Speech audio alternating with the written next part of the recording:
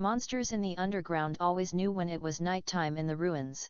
Inside the holiday ice castle, everything was dead quiet. Chara made sure that Carol, Noelle, Susie, and Toriel were fast asleep. Then, she tried to wake up Frisk and Flowey. Both of them were way too tired to move. So, the ghost girl used her trick. She took over Frisk's body.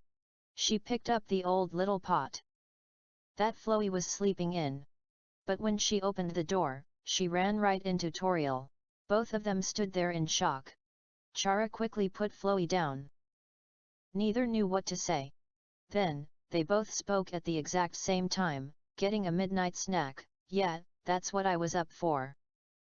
They laughed awkwardly together. Then, they walked to the kitchen to get chocolate and a slice of snail pie. Toriel thought the ghost girl was just Frisk. They talked for a bit. The chat reminded Toriel of her very first human child. After that, they went back to bed. A little time passed by. The three tried to escape again. This time, Chara knew her excuse if they got caught. She would say she had to use the little girl room.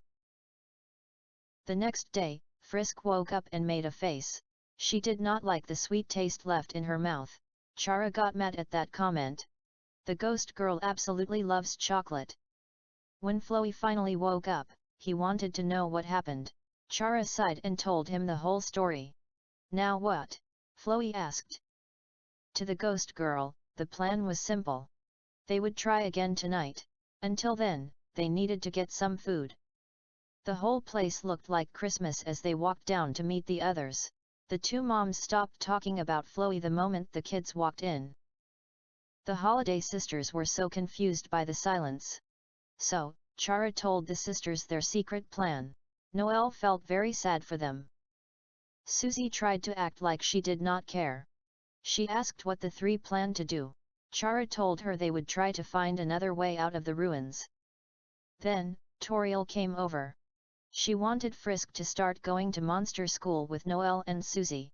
Flowey instantly freaked out. He did not want to be left alone at the castle with the Ice Queen. He truly thought he would die. He still remembered how scary she was when they first met in Chapter 2.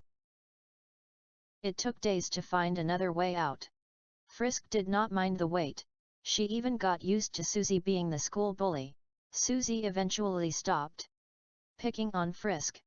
It was no fun because the human never got scared. So, the tall girl just scared the other kids away from the confused human instead.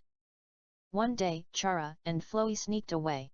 The two moms were busy working down below the main exit. The holiday sisters saw them and wanted to come along. Chara told them she did not have time to take them back home. That was fine with Susie.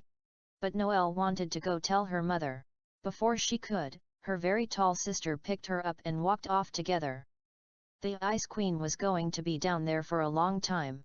The kids had zero trouble getting to a heavy iron manhole. Noelle was outvoted by everyone else.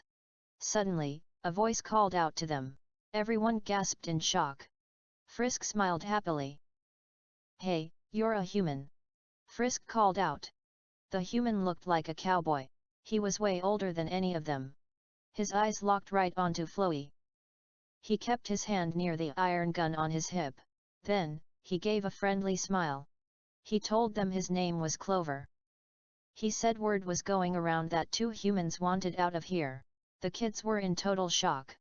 They wanted to know how he was here. They went down into the Yellow Soul ruins. The monsters there were way more friendly to the older human. The kids found out about his story. It was just like the game. Only Susie and Chara noticed something off. Clover was not telling them everything he knew. But they did not call him out yet. Suddenly, they ran into Dalv the vampire. Three bad monsters were bullying him. Clover and Chara hated seeing that. The ghost girl asked to take over Frisk's body. With a nod, the human kids swapped places. The Yellow Soul human was shocked by the magic. But there was no time for that. A sad Noelle looked at her sister. Sister, help them, she asked. Susie sighed and stepped up with a loud yell. Dalv was so happy to see Clover again. But before the humans could act, Susie attacked. Everyone watched in horror. As Susie swung her magic all over the place, her wild attacks caused a massive cave-in. The three bad monsters got scared and ran away. The rocks crashed down and split the room in two. Clover, Dalv, and the exit were on one side. The main kids were stuck on the other side of the ruins. They had no choice, had to go back home in defeat, on the other side of the rocks. Clover was going mad. He yelled no, over and over again. He used his gun to try and blast a hole in the wall. Dalv had to step in and hold him back to make him stop. The sad yellow soul human started to cry. You don't understand. It's my fault that Flowey has. Clover yelled. He buried his face in Dalv's cloak and wept.